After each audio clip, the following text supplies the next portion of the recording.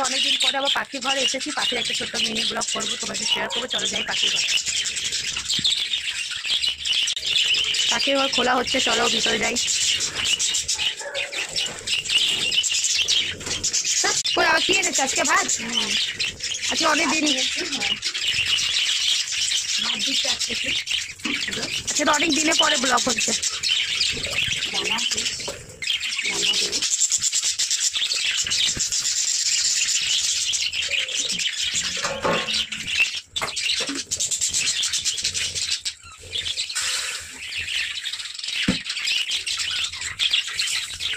দানা দেওয়া হচ্ছে বন্ধুরা এখানে পাখির জন্য।